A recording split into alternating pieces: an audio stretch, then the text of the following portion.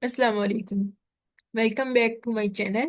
So, dear students, today I am going to take a look at a very important topic of biochemistry, and that is proteins. So, proteins and amino acids. So, basically, amino acids are the monomers of protein.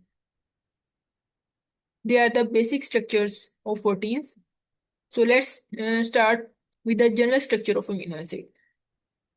So, as you know, amino acid has the same four parts that are attached to the central or chiral carbon. At the bottom, we have hydrogen atom. At the right side, we have a carboxylic group. At the left side, we have a amine group, means NH2. And at the bottom, we have R group. We can also say that it is a side chain. And it plays a very important role in amino acid and proteins because R group is actually a variable. Each amino acid has a unique R group. So actually, it determines the chemical properties and basically the function of proteins. Chemical properties and function of protein is actually determined by this side chain. So almost there we have about 20 different types of amino acids, and each has a unique R group. So as I already told you, the R group actually determines the chemical properties of the amino acid. Chemical properties means the amino acids may be polar, non-polar, charged, acidic, or basic. It all depends on the R group. Okay. Now take a look at different R groups. Means you can say these are amino acids and these are different R groups. So in glycine we have H hydrogen atom as a R group. In cysteine, we have a sulfur group that makes the protein to form that help the protein to make a disulfide bonds.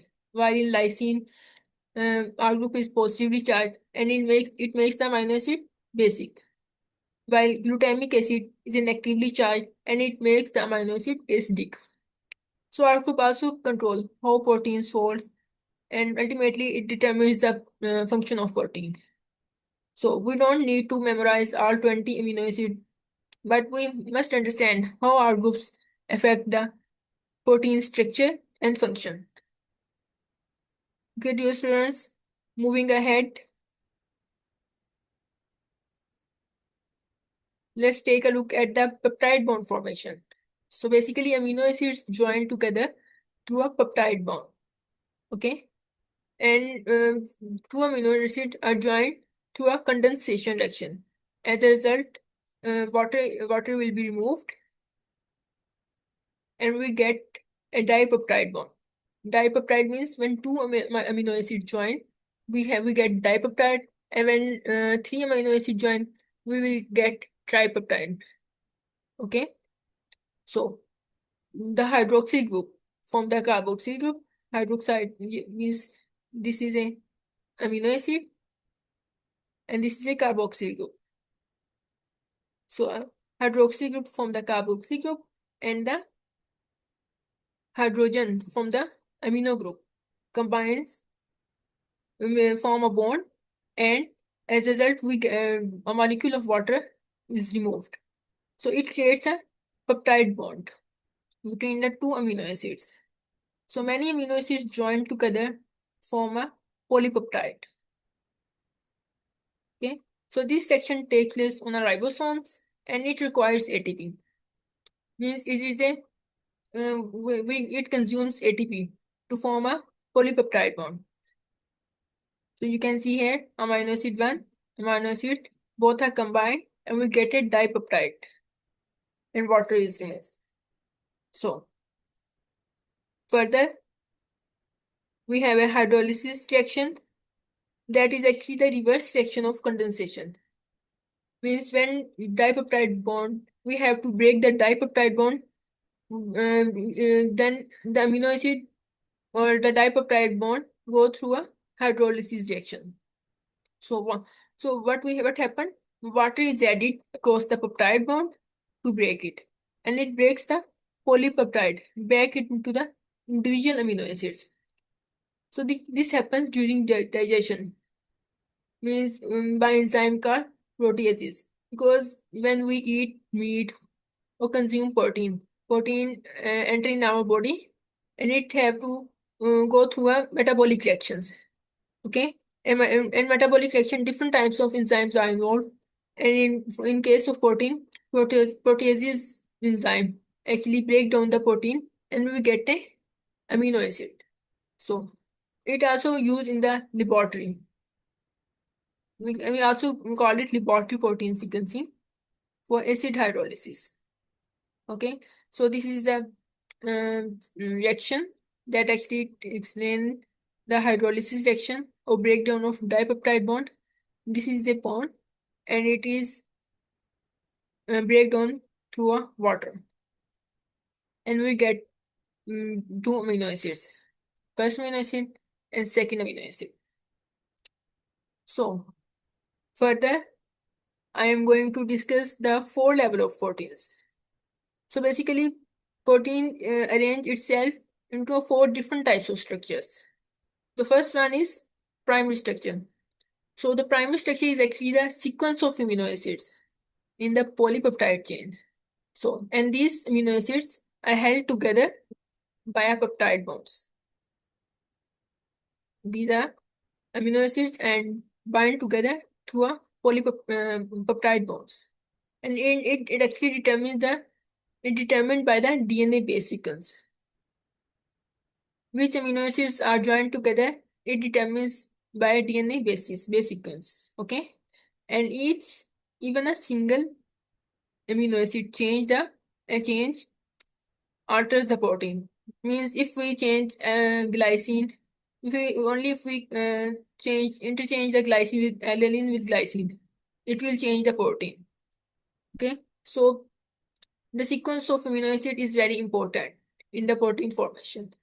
For example, in sickle cell anemia, one amino acid substitution change the shape of the hemoglobin. Okay, so now moving the secondary structure. So in secondary structure, it is the polypeptide backbone falls into a regular repeating shapes. Just let me to show you. This is secondary structure. So secondary structure is basically consists of two types of structure: alpha helix and the beta pleated shades. So in alpha helix, there is a right-handed spiral, and in beta pleated sheet, we have a chains that are like parallel and forming a zigzag sheet. Okay. So these hydrogen bonds form between backbone atoms, not between R groups. So both sheets are bind together through a hydrogen bonds. And hydrogen bonds are very important in secondary structure. So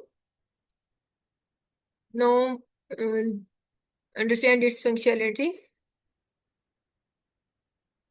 Held together by hydrogen bond between C double bond oxygen, means carboxyl group, and NH groups, amine group on the backbone. So alpha helix actually the chain, it is the chain that coils into a right-hand spiral. This is alpha helix, and a beta pleated sheet chains lie parallel, forming a zigzag sheet. You can see here, this is a zigzag sheet. So these hydrogen bonds form between backbone atoms, not between R groups. Okay. Now the third structure is a tertiary structure. So the 3D shape of it is actually the 3D shape of a single polypeptide chain, and it is caused by interaction between R groups. Okay.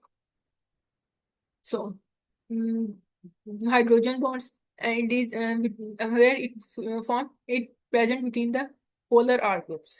So ionic bonds, it is formed in charged R groups. So we have a disulfide bond in tertiary bonds, it actually formed in cysteine R groups because cysteine is an amino acid that contains sulfur. So when two cysteine groups are joined together to a disulfide bonds, while in hydrophobic interactions, non-polar R groups are make a bond, but they are weak. Okay, the strongest is a disulfide bond because it is a covalent bond. Okay, now let's help me to show you the tertiary structure. You can see here this is a 3D shape of a single polypeptide chain that are caused by interaction between R groups. This is hydrogen bond. This is a disulfide bond. This is a ionic bond, and this is a hydrophobic interaction, non-polar and R group. So the fourth one is quaternary structure. So how quaternary structure is formed? When two or more polypeptide chains join together and held by a same bond types as tertiary structure, they form a quaternary structure. So it may include prosthetic groups, non-protein components, and that are permanently attached. Like you can see here, this is a heme group that are present in each chain. This is a heme group. Actually, this is a structure of hemoglobin that is present in our blood. It carry the oxygen. So here you can see hemoglobin. That contains four subunits, 2 alpha and 2 beta. So four heme groups contain iron, which binds oxygen. This is basically the function of hemoglobin. So they are how it formed. I already told you. Two or more polypeptide chains are joined together, held by the same bond types as tertiary structure. It also includes prosthetic group. And what are prosthetic groups?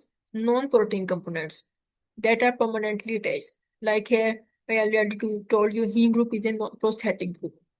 Okay. So example is a iron in the present in the hemoglobin which binds with the oxygen. So that's all for today's video. I hope you understand it well. So don't forget to like, share, and subscribe my YouTube channel. If you need any help or any type of question, you can ask me in a comment section. I will reply you back.